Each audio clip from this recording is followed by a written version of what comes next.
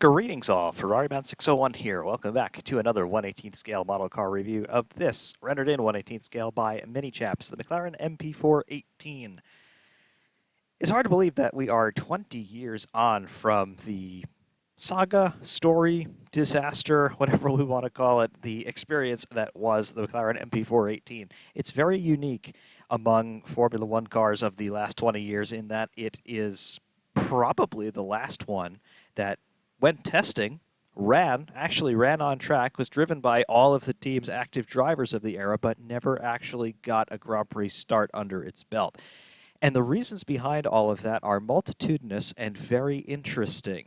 It's very easy to look at a car like this and say, well, it was just a bad car. It was so bad that they never actually raced it. However, such an assessment is only very superficial and completely misses the nuances behind what really happened in the design and operation of this car. It was probably the most innovative of the decade, counting 2000 to 2010, in that it integrated so many features that either had not yet been seen on a Grand Prix car or had been seen in the past but were now being used in new ways that no one had tried before, and many of these were even things that we would see much later on, both in the end of the 2000s decade as well as even well beyond it. So there was so much in terms of development and forethought and forward thinking going into the MP4-18 that unfortunately it was not quite ready for action. But things that were learned on this car were readily applied by McLaren in its immediate successors, the MP4-19 and MP4-20. So it was not all for naught in 2003 with the MP4-18. As far as McLaren's race team were concerned, they were running a year-old car for the balance of 2003. Tried as they might, the race debut for the MP4-18 continued to be pushed back until it was simply scrapped altogether. And of course, there were numerous teething troubles and other sorts of dilemmas that presented the design and test team in their learnings about this particular car, including a few very high-profile and spectacular accidents for test driver Alex Wurz. And we'll talk about some of the reasons why those things occurred in due course. But for better or worse, the MP4-18, it's an unraced race car, and of course, we're here to take a look at it. Have you ever had an idea that sounds absolutely wonderful in your mind, or perhaps you've even committed it to paper and it still sounded absolutely wonderful? But then you looked a little bit harder, or perhaps you even tried to implement some of its plans, and, well, you found out that perhaps it's not quite ready for the world yet. Such was the case with the McLaren MP4-18. In terms of my collection, it is rather unique in that it's the only car I have got, in terms of the Formula One contingent, that was built and ran extensively but never actually ran in anger. It never got a Grand Prix start under its belt, although it did cover some significant mileage on the test track. However, the reason why I have this one in the collection is because it does represent that enterprising, experimental spirit that I came to admire so much of Formula One and the people that partake in it. Because you've got things on this car that were incredibly innovative at the time, and there are still some things on this car that remain relevant even today, if you could believe it or not, a car that is now 20 years old. It's absolutely remarkable what this thing was, and that's why it's in the collection. Why is it remarkable? What are some of those innovative features on this car? We're going to get into that, of course. However, what is the McLaren MP4-18, and ultimately, why is it a car that did not get a Grand Prix start? Well, the 2003 Formula One season. We were starting to have some shifts in the overall paradigm of Formula One in terms of how the championship was going to be conducted. Obviously, Formula One has always been a very expensive and technically sophisticated endeavor, and it remained so in 2003, of course. However, the FIA were beginning to become a little bit more sensitive to the runaway costs that many teams were experiencing in Formula One, and therefore they decided to change the point system a little bit this year. We're going to expand the points down to 8th place in the race, and that is going to start to pay dividends in terms of catering to reliability over outright pace. In previous years, when you had points going all the way down only to 6th place, all of a sudden having all-out pace became more important than even finishing the race in some cases, because if you're going to drop below 6th place, you might as well retire, right? Well, if you've got 2 more points paying positions now, well, it's going to start paying some dividends to stay in the race, even if you're not the fastest out there, because of course you're still going to have attrition, but perhaps not as much attrition anymore, which means if you can make it into 8th, you can still get a point to your credit, and that is going to pay dividends at the end of the season, of course, particularly in seasons that were as closely fought as 2003 was, for example. However, McLaren in this era, off the back of innovations like brake steer in the mid to late 90s on cars like MP4-12 and MP4-13, in their philosophy of, well, do we want reliability or do we want pace, McLaren said, no, we want pace. Forget reliability. And even when 2003's point system overhaul came about, McLaren still said, no, we're not entirely concerned about reliability, we just want pace, so let's develop for pace. McLaren had been curtailed a little bit in recent years leading up to 2003. The FIA had started to take a dim view on the use of beryllium alloys in engine construction, and Mercedes Ilmor, they were the company that were predominantly using beryllium alloys in their engine production, Peugeot being the other one. However, the FIA saying, look, this beryllium dust that's generated from the production of these beryllium-containing components, as well as the operation of the engine in some cases, it's toxic, and we don't want our personnel exposed to this stuff anymore, so Ilmor, Mercedes, get this stuff out of your engines. That was a big problem for McLaren, because they had designed their cars around these engines, which, despite being 3-liter V10s, the way that they were allocating displacement in their engines is very interesting. They were running longer strokes than most of the other engines on the grid, and they were able to get away with this because of those beryllium alloys. They had greater elasticity, and they had less rotational or reciprocating inertia, meaning that you will get those pistons to change direction more readily without putting as much stress on things like conrod and crank bearings. So, getting rid of that beryllium secret weapon was very detrimental to Ilmor in their design for these engines, which ultimately meant that McLaren were going to have to go back to the drawing board to try and regain that advantage. They were losing a lot of torque because they were going to have to restrict the stroke length on their engines, and what they were doing with a longer stroke length was getting a lot of torque for not as much investment on the top end, so you can get away with a lighter cylinder head and things like that if you're going to have the longer stroke length. Getting rid of that meant that, okay, we're going to have to beef up our cylinder heads a bit, we're going to have to beef up our pistons using the titanium alloys rather than the beryllium titanium alloy that they had been using previously, and we're going to have to change our bank angle on these engines from 72 degrees to 90 degrees, which is falling into line with pretty much the rest of the field by this point. The rest of the car, therefore, it had to react to this. We're no longer able to save weight in the engine, we're no longer able to exploit stroke length for more torque, so the rest of the car needs to get lighter to try and compensate. The rest of the car also needs to try and reduce its frontal area to cut down on drag to compensate. What's this mean? It means that we're going to start to become quite radical in the sizes of things like side pods, radiators, and the rear zone, and of course we're going to talk more about all of that in due course. However, the McLaren brain trust of this era, spearheaded by Adrian Newey as your chief designer on MP4-18. He was assisted by Mike Coughlin, yes, that Mike Coughlin from the Spygate saga, as well as Neil Oatley, who is another World Championship-winning Grand Prix designer.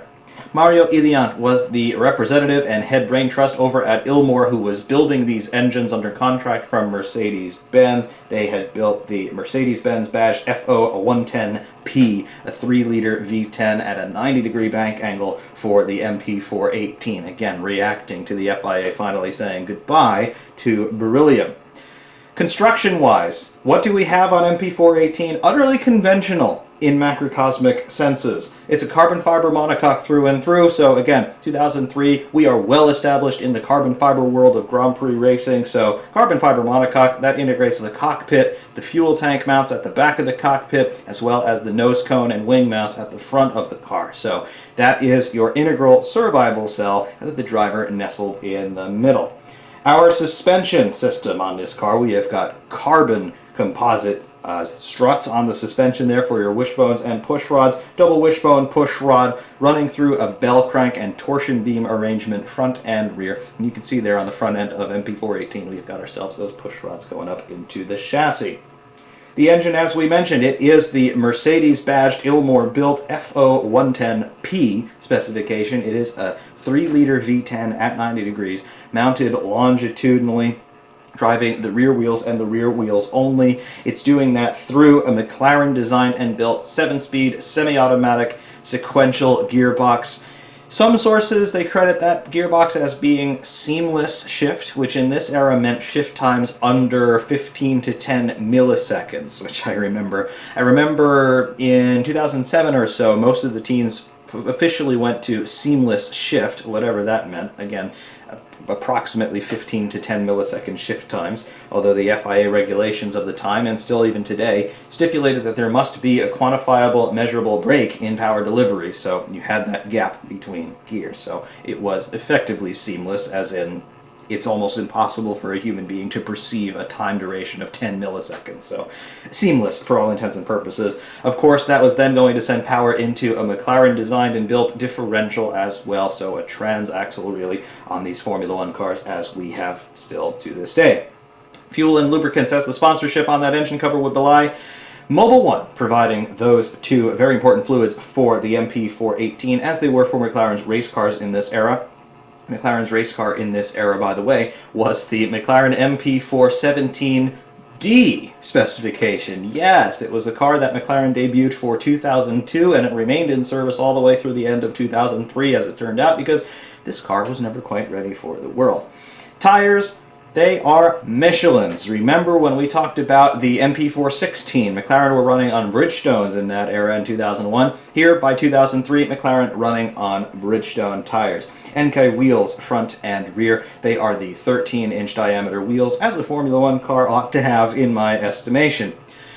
This car was driven in testing by David Coulthard, who we see in the cockpit, Kimi Räikkönen. Coulthard and Räikkönen were McLaren's race drivers in this era, and was also extensively tested by Alex Wurz, probably the greatest Formula One test driver. He had not had a race seat since the year 2000 when he raced for Benetton. However, he had become a McLaren protege by this point, and he was a staple on their test and burgeoning simulation team in this era, although simulators, in terms of the way that we know them, really did not exist by this point. So most of the learning was done in the real world, on track, as it should be.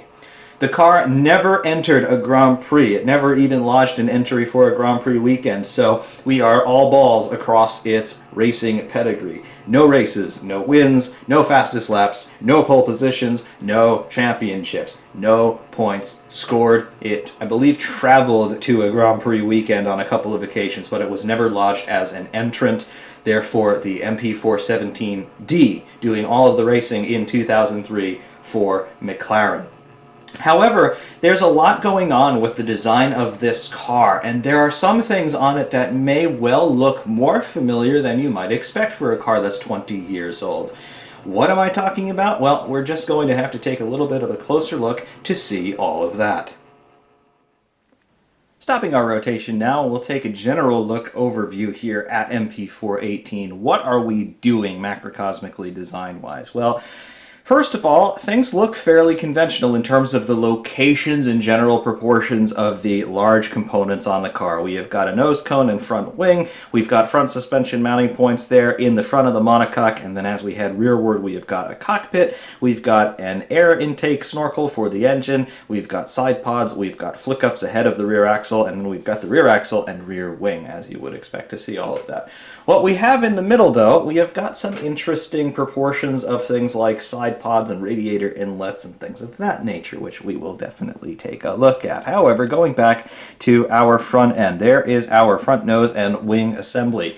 Pretty conventional. One thing that you will not see, which is very interesting, and something that you didn't see on any of the race cars in 2003, was we have a lack of pylons on this nose cone. And does this remind you really of anything? It ought to remind you of the current year Formula One cars, because the FIA in more recent years has started to say, we're not entirely convinced of the safety of a driver in a 90-degree collision with another car nose on. So we want you to lower that nose tip. That has necessitated, as the years have gone on, the reduction of space between the nose tip and the front wings. And these days we effectively have no pylons at all. And on some cars we truly have no pylons at all. This is 20 years ago, and we're seeing a very similar mounting solution for the front wing here on MP4-18. It's very interesting. You can see generally, though, what they have done with the front wing. It is a shape that you just do not see anymore, and we haven't seen anything like this in Formula One since. We have got this crenulated leading edge profile of the main plane of that front wing. It's not a spoon wing. In fact, it's even a bit of an inverse spoon wing. Have a look at the center section, how this comes up in the center underneath the nose tip. What we're doing with this is we're trying to increase the amount of air that we can get down the center of the car into the under tray. But rather than using a higher nose tip and pylons to do that, we're actually raising the center section of the main plane from the ground to do that. So very interesting. However, you can see immediately outboard, and we'll have a better look at this as we go side on, but the wing then comes down again to its lowest point on the main plane on either side of that. So it's almost evocative in some respects of either an upside down 2005 spec wing or even the long and wide wings that we started to see in 2009 with that regulation change. So obviously a bit of a different idea going on here, not at all related to those 2009 regulations, but evocative in a superficial sense at least thereof. So interesting right off the top here with the nose and front wing assembly. On the outboard faces of the wing, though, the end fences, you can see that we have got these very large sculpted end fences here with a vortex channel for, really this is in-wash to go through the front suspension, as well as a vane here, which is just sitting there flat straight into the airstream, but just to control where that vortex goes. We don't want it spilling up too soon into the front wheel, of course. Moving our rears a bit, there is our front suspension, the mounting point there for our push rod that we can see in there. Very nice. And then as we continue to move back, first of all, top side looks pretty conventional with everything there. However, as we start to take a look at the side pod, you can see, well, here's the front of the side pod right here. Where's radiator inlet? It's there. We got to look for it though, but it's in there. We will see it in due course. Moving our rears, we've got our side of the side pod, our reference plane, and then we have got this winglet up top, ahead of the rear axle. We have got this secondary winglet ahead of the rear axle. This is more conventional. We've seen this on several other cars of this era. And then the rear axle, of course, with our rear wing, which here is outfitted in a double main plane setup. Looks very nice, I must say. Everything else, though, looking fairly conventional at this point. The side pod, though, is a little bit interesting. Obviously, we're talking about a bit of a narrowing of that side pod, at least on its forward face, where the radiators would be, where that duct to feed the radiators, rather, would be. What actually is going on? What can we see from nose on? Let's take a look. Here we are nose on MP4-18, and first of all, the thing that you're going to notice is that particular shape of that front wing. As we mentioned, you can see how it comes up in the center here and then comes immediately back down to either side, immediately outboard of that upturn. So you get an interesting profile here of that leading edge. You can see how there's effectively no straight moment anywhere on that leading edge profile of the wing. Very interesting, and again, it's not a design that we really saw on any of the race cars. It was just here in testing. It was very interesting. Immediately rears of that, though, we have got our nose tip. Our nose tip is actually recessed a bit from the leading edge of the front wing main plane. So main plane is here, nose tip is here. We are recessed a bit. About a quarter of the overall span of the wing longitudinally, the nose tip is sitting. So the nose tip isn't even the forwardmost part on the car. The leading edge of the front wing is. Very interesting. Beyond that, we have got our front suspension. You can see across the front axle right here, we have got wishbone, and then push rod. Very interesting there, but conventional nonetheless. And then below all of that, we have got some interesting locations we can't quite see from here, but our lower wishbones partially mount to some barge boards that are underneath. So some interesting things there in terms of what McLaren would do later on in their designs. However, as we continue to move rearward and now up on the car a little bit, there is the profile of the front end of the monocoque. As you can see, we have a rather narrow nose cone on this car. Again, we're trying to cut down on that frontal area and therefore drag. That works nicely. And then as we start to come up to the upper section of the monocoque there where our cockpit starts to come in, Very nice. We do have a little windscreen, very similar to what we had on MP4-16, but still there and still trying to cut down on the buffeting that the driver would experience via aerodynamic turbulence. On either side, we have got our wing mirrors in a conventional location, and then above the driver's head and a rear slightly, we have got our snorkel for the engine air intake. So very conventional. One thing that is not here on this car that we did see on cars like 416, we do not have the Viking horns. So that is an interesting departure from something that McLaren were working on in this era. We didn't have Viking horns in the sense that we got on MP4-20, for example, but we did have little winglets on either side of the snorkel on cars like MP4-16, and they're not here on MP4-18. So you've got to wonder, why is that? I would say that we're trying to cut down a little bit more on some unnecessary drag generation, but interesting to note their absence. Either side of the cockpit and the flanks of the car, though, what do we have?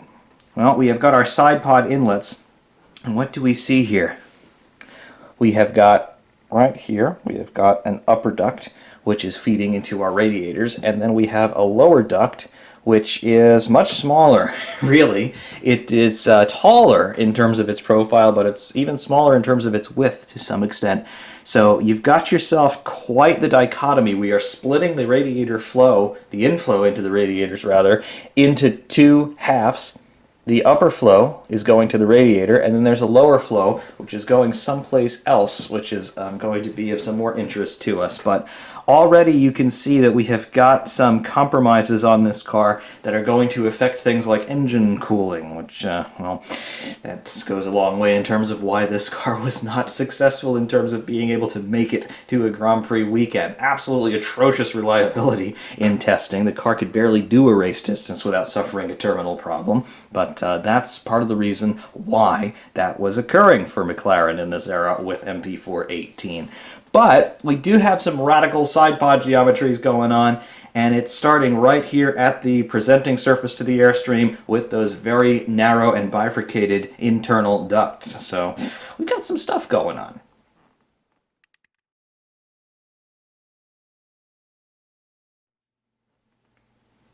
From the right side of MP4-18, what are we seeing? Well, starting here from the front end, you can see how we do not have any sort of overhang whatsoever from the nose tip. The nose tip is right here, and then the leading edge of that front wing is right here. So again, the front wing leading edge is actually the farthest forward point on the car, which again was a departure from what we were seeing in previous years. I'm not entirely sure if this would have passed the FIA crash test either in this era.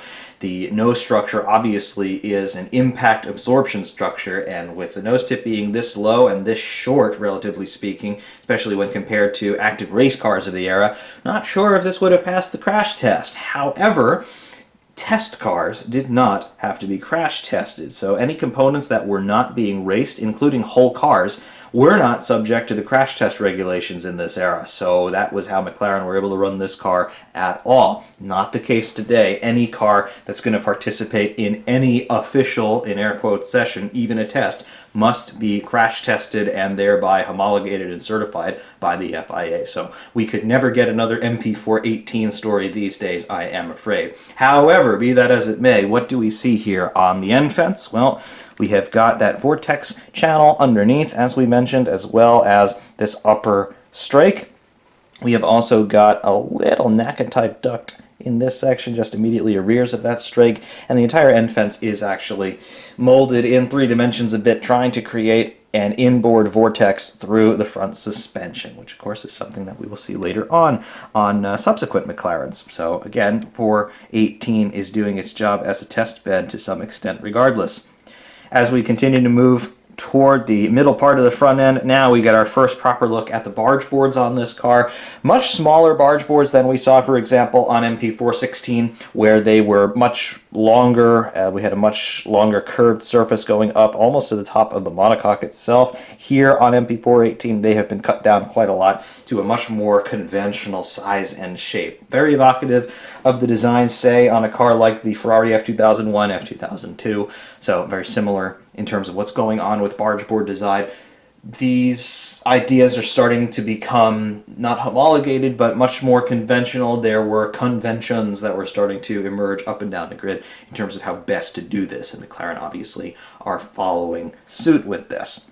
A little bit out of sight, though, we have got some initial barge boards, secondary barge boards, underneath the front suspension, and not strictly underneath the front suspension. The forward part of the lower wishbone is actually mounting to the barge boards here in this section. We'll be able to take a closer look at that later on, but interesting to see that. In this era, we were talking about either a V keel or a single keel, or in some cases a double keel design on the monocoque for mounting our front suspension. We have got a bit of a hybrid design going on here on MP4-18. Again, very innovative for this era. Very cool. Heading back midships now, we start to take a look at the profile on these side pods. Nothing dramatic in terms of the shape and overall size of the side pods in this plane, but when we take a look at them laterally, you'll see that they have been cut down quite significantly in the pursuit of less drag generation. But we don't have any sort of sculpting of the upper surface of the side pod in an airfoil shape, such as on a car like the Ferrari F2002. Here, they are just effectively straight across with a little bit of a taper as we head rearward, but generally a big square sitting out there in the airstream. We have also got this winglet just ahead of the winglet that is ahead of the rear axle in this section. There we go. There is also an outlet here. There's no chimney, but it's just an exhaust hole, really, that is going to be doing this and interfacing with this winglet. So generating a little bit of downforce here with the outlet airflow from the radiator. However, we're forcing air through a very small gap already in the upper area of the side pod. So what that means ultimately is we have got no chance for the airflow to decompress coming out of the side pod. It's just immediately going through and then being shot out here. And then this winglet will generate therefore quite a lot of downforce from that air, but that air is going to be mighty hot. Not only because it has just passed through a very hot radiator matrix, but when you compress air, its temperature rises. So you've got even more heating going on inside this side pod now, which is going to be a problem, particularly as we continue to move rearward on the car. However, moving rearward on the car into the rear zone proper, we can see we have got our rear wing and our rear wing end fence, as you can see here. Still that relatively narrow end fence that we have seen on other cars of this particular vintage, but there it is. We do have two elements of this rear wing in particular. Of course, this would change its specification depending on the demands of a given circuit, but we have got a main plane and then an upper flap, so very cool. You could almost call this a double main plane, effectively. And then, of course, we have got our flick-ups ahead of the rear tires, as we had on pretty much all of the cars by this point. So obviously, they're trying to remove some of that high-pressure, high-speed air from the vicinity of the rear axle before it even gets there. I'm talking about the in-rushing ambient flow, and that's simply to reduce drag. You can also see here the reference plane looking utterly conventional here, going all the way back to the rear axle. Obviously, it starts to cut inboard here to feed the top side of the diffuser, and all of that looks fairly conventional. However, when we get into the diffuser, other things are not so conventional on it, although not as unconventional as you might think in the context of this time. But McLaren trying a little bit of a last gasp at certain older style downforce generation techniques with the diffuser, which we shall take a look at presently.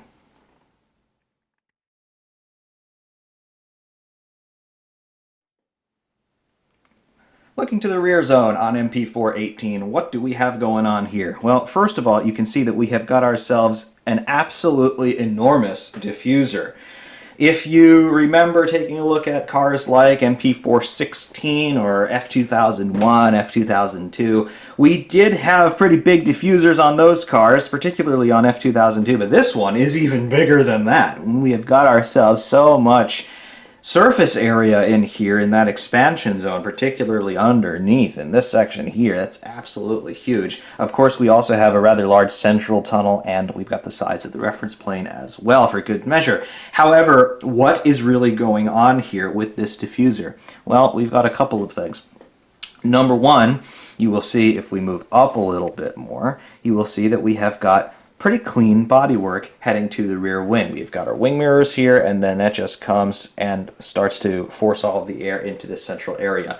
Just behind the rear tires from our vantage point, we do have these two winglets on either side, so that is normal, starting to clutter up the airflow a little bit more, but we talked about their purpose. They are trying to manipulate the air that's coming out of the side pod radiator exhausts. However, you do not see anything over top here in terms of what's going on with the exhausts on the top side. Where are the exhausts on this car? Well, they are not top side. They are, as a matter of fact, underneath. They are inside the diffuser. You just might be able to see right in here. We have got our exhaust outlets. This means that we have a blown diffuser on this car. Yes, just like we had on MP4-16 and then its immediate predecessors, MP4-15, 14, 13, 12. We had ourselves blown diffusers, the exhausts being routed through the diffuser and then adding that velocity and volume of exhaust flow into the ambient airflow already going through the diffuser. And of course, all of that means that we're going to be generating more downforce thereby, which is a big deal, particularly because McLaren were going to be dealing with a little bit of a power and torque deficit by virtue of losing some of their interesting tactics with their engine development, the beryllium alloys really. They needed to make up performance in other ways, so we've got a huge diffuser and we're blowing our engine exhaust through it, thereby energizing the flow already going through it, which was very substantial in its own right. However, other things going on topside here. We have got, as you can see, this big gearbox casing in the center. What's going on here? Well, McLaren, they had a new gearbox in this era. It was mostly titanium in terms of the gearbox casing as well as the gears and the shafts inside the gearbox. And it was having problems. Why was it having problems? Having reliability issues. Why was it having reliability issues? Because of temperature. Why was it having temperature issues? Well, remember when we took a look at the leading surfaces of the side pods where those inlet ducts are for radiator cooling? We're only feeding the radiators to the top ducts. We had a larger bottom duct. Why? Well, what we were also doing with the side pods was the air going in through the front of the side pods, we were funneling it through the side pods and out through the central area of the diffuser around this gearbox casing. Yes, we were also funneling it through some radiators inside there, so it wasn't just strictly for aerodynamics. However, what we were doing was we were taking that already hot air and then funneling it through the center of the car so that it would exhaust around the gearbox casing and start to feed the central element of the diffuser as well.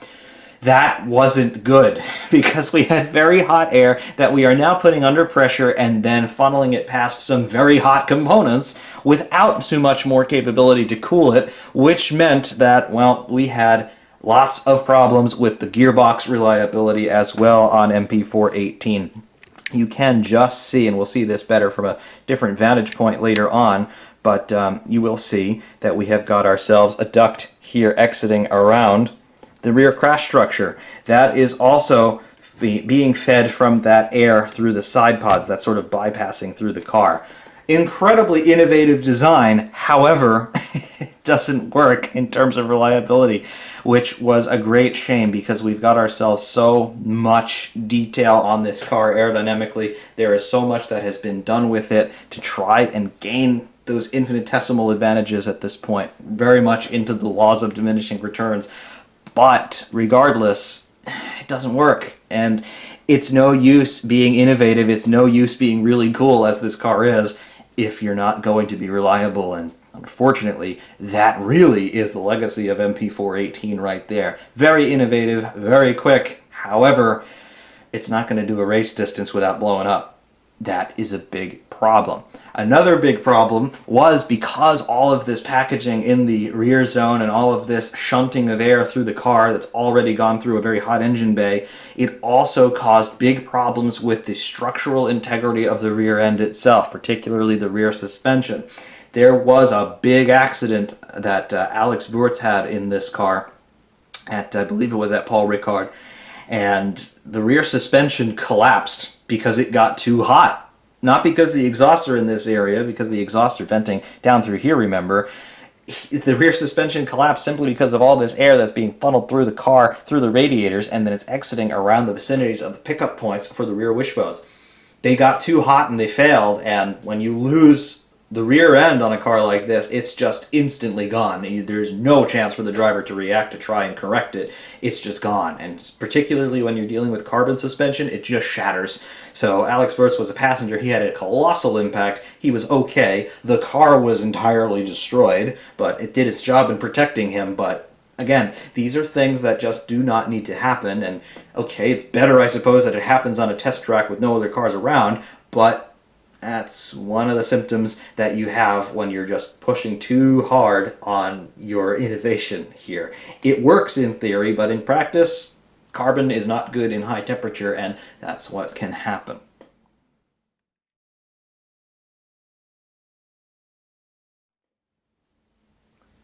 Taking a look here from the left side of MP4-18, the car is utterly symmetrical from both sides, so really nothing new that we're going to see, but for the sake of continuity, you can see what's going on here. Starting from our front wing with our recessed nose tip, and then moving through the center section of the front end with our barge board detail, as well as our tongue and T-tray in this section here, which can't really see too well from this angle, but it's there. Center section of the car, as you can see there, with our flared out bodywork leading into our side pod inlet, as narrow as they are, and then our top side staying very clean, as you would expect.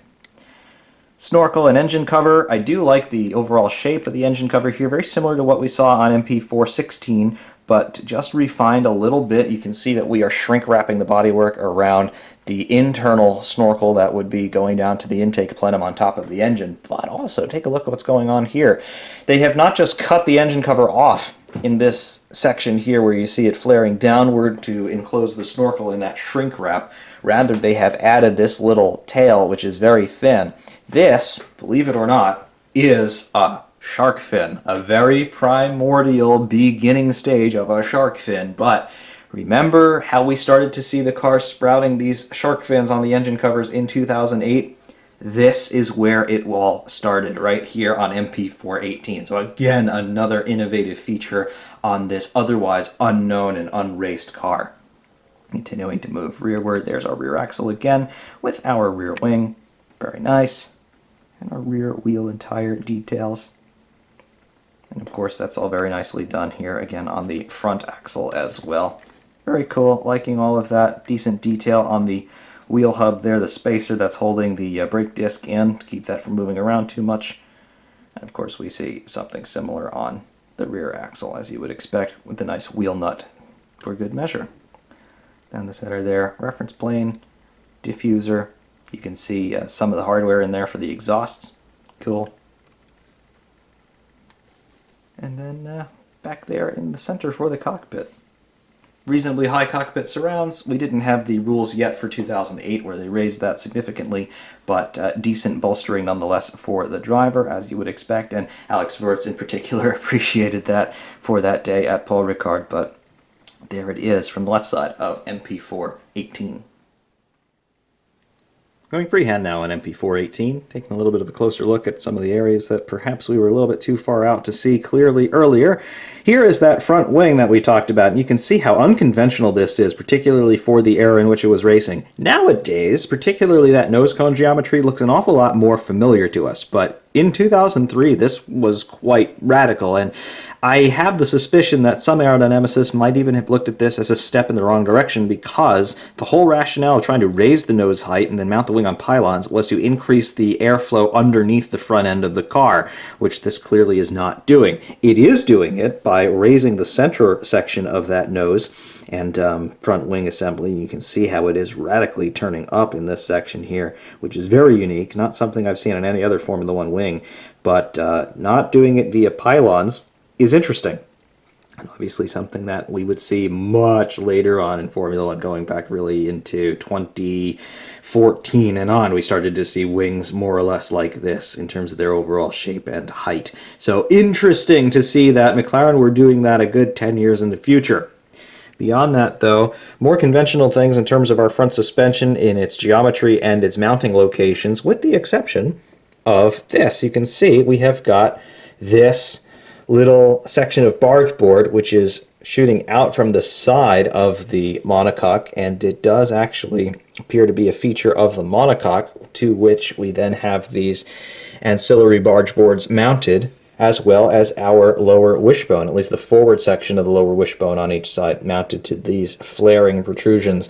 So it's not a V keel, it's not a zero keel, it's a sort of blended hybrid split keel, which is very unique, and again, not something that we saw on too many other cars, but we would see this on other McLarens moving forward beyond 2003.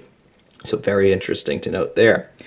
The nose geometry itself, as you can see, very slim and slender down to a blunt point there at the bottom. And then, of course, it is complemented with all of McLaren's sponsors of the era, despite the car never actually racing. It did appear on television in press materials and whatnot, so of course you would want it decked out in your sponsors. Here's a barge board, the primary barge board anyway, much more cut down from what we saw on MP4-16, for example. But you can see that we still have multiple elements associated therewith. This little extra flick out, this strake, this was something that was mounted up higher on MP4-16, but here on MP4-18 with the revised barge boards, we have got it things that are slimmed down and tapered down much lower on a car. There's our link up with the leading edge of the floor, as you would expect to see.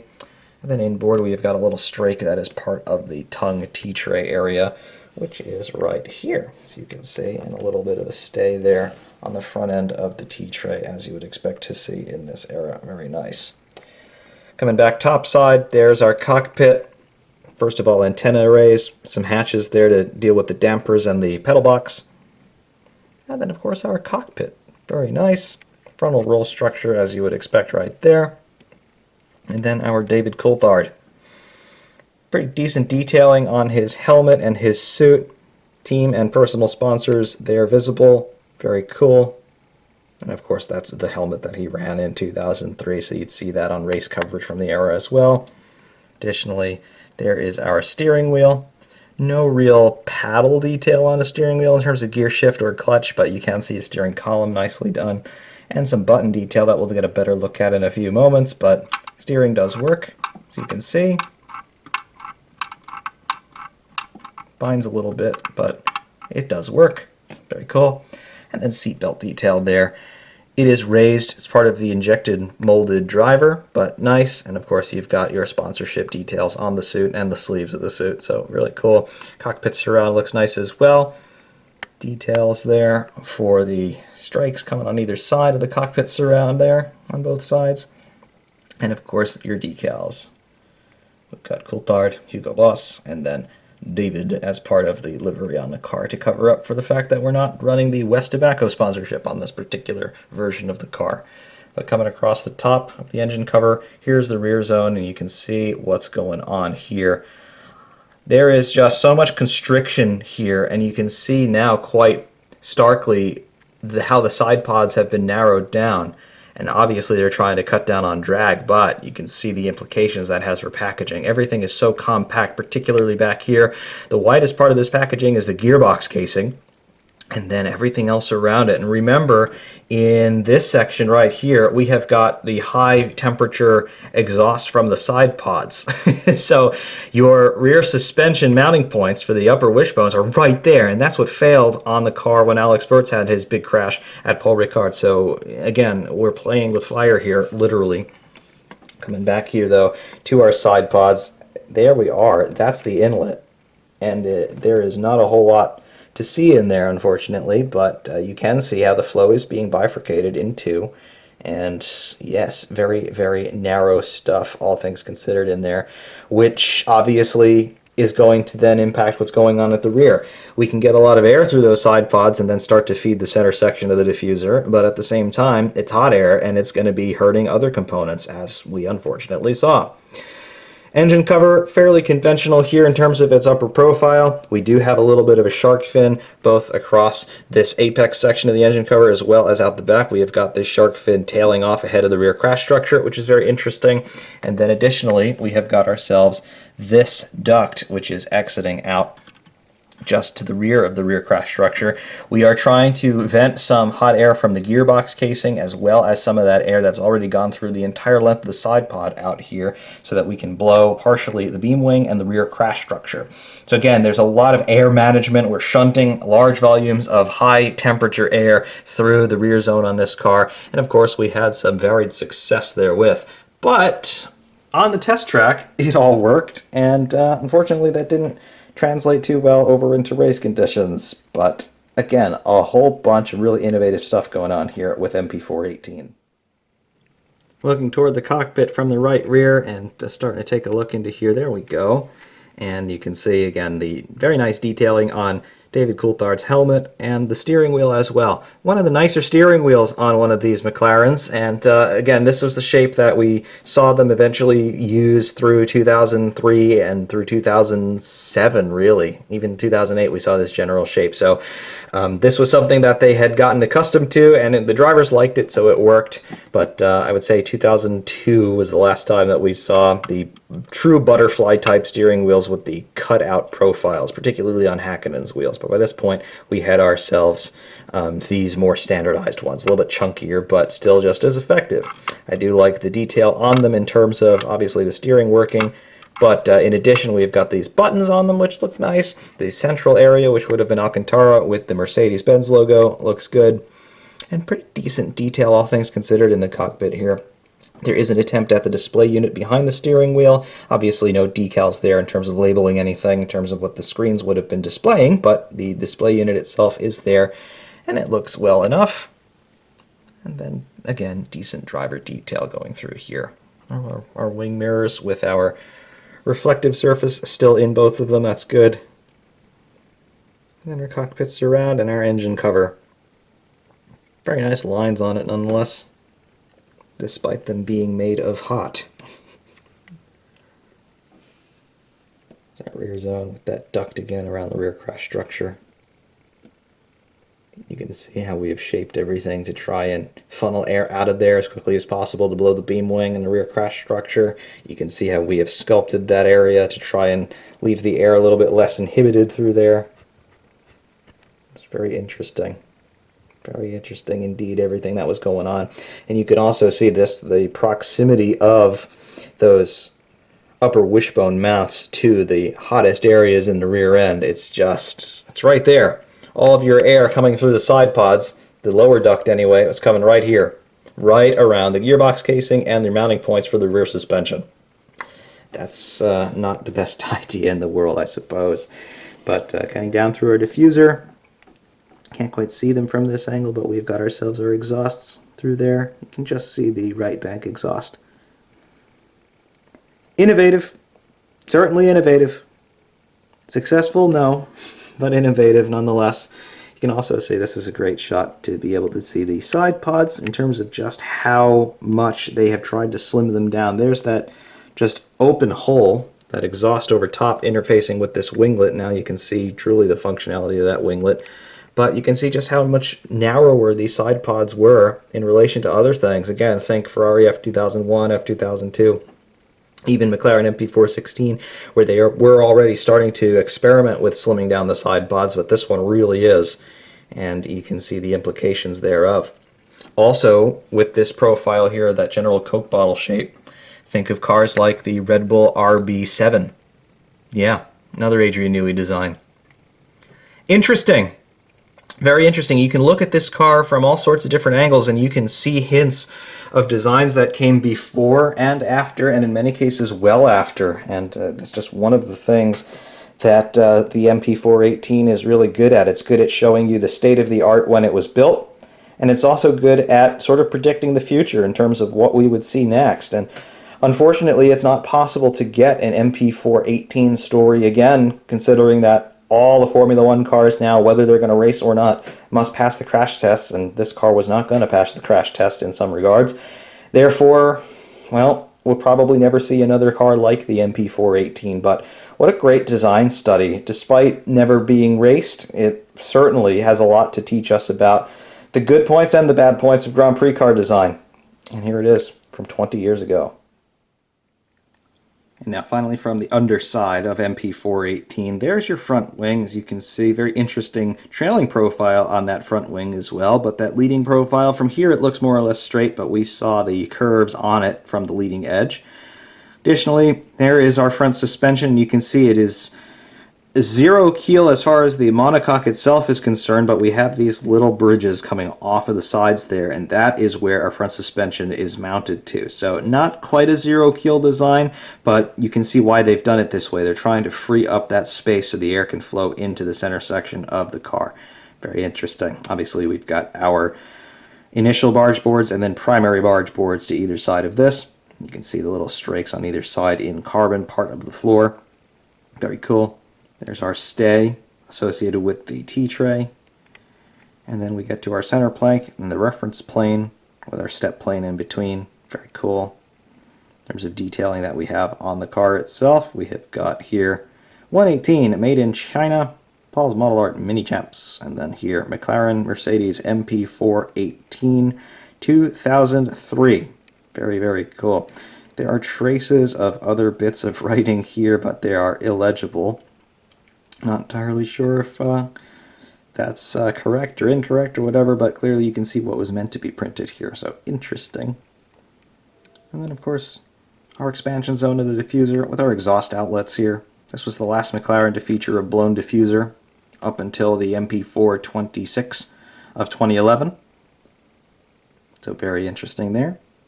Then our lower rear suspension profile, our beam wing profile as well, with our tow hook, center section of the diffuser, the expansion zone. Very nice. Very, very cool indeed. A very unconventional car and an unraced car, but interesting. Very, very interesting nonetheless. So there it was in 1/18 scale by Mini Chaps, the McLaren MP4-18. Truly a relic of what is now for sure a bygone era. However, despite it being a stillborn project, despite it being a car that never saw any action in anger, there are so many things on it that remain relevant to this day. In particular, what they are doing with the rear zone on this car, with that size 0 packaging, trying to make those side pods as slim as possible from their frontal profile, the way that they're shunting air through the car and out the back. These are things that are still being done today, 20 years later. Of course, we don't have the luxury of being able to place our exhaust outlets wherever we want to get that blown diffuser effect. Of course, we don't have the luxury of being able to try something a little bit radical with our front nose design there, as they did here on 418. That front wing does not resemble anything else that we've ever seen on a race-ready Formula One car. However, there are pieces of this car that we did see later on, and not just from McLaren either. Of course, the direct successor to this car, the MP4-19, bears more than a passing resemblance to MP4-18, and MP4-20, talking about what McLaren were doing with the rear-end treatment on this car, that size 0 packaging, trying to get all the air focused down the middle, out of the diffuser, out of the beam wing area. MP4-20 is doing exactly that and a whole lot more without the blown diffuser concept, but still using exhaust blowing, but in a different way entirely. All of those things were first trialed here on 418. Even things beyond McLaren and beyond the V10 era, the Red Bull cars of the early 2010s, RB6 and RB7. RB7 made its fame with a blown diffuser, an exhaust blown diffuser, off throttle. Not something that was done on 418, but using exhaust blowing through a diffuser, not something innovated by Red Bull, not something innovated even by McLaren in this era, but something that was trialed here on 418 and would have had some success. However, for 418's purposes, some cooling held it back. The RB7 did not have any such problems, did it? Also, that RB7, side pods on that thing, very slim. What were we doing on 418? Very slim side pods, you see. So whether directly or indirectly, immediately in succession, or years later in some cases, there were plenty of very useful things that were learned here in McLaren's experience and Adrian Newey's experience in running the MP4-18. Unfortunately, it was too little, too late, not quite ready for the world for McLaren's purposes in 2003. But they built a mighty fast race car in 2005 in the MP4-20, directly hailing its lineage from here, the MP4-18. Again, not quite good enough for the championship, but an absolute technical tour de force in terms of mechanical layout and aerodynamic design, all of which can be traced back here to MP4-18. Until next time, though, I do hope that all of you have enjoyed this one. Ferrari Man 601 saying thank you very much for watching, and of course, we will see you soon.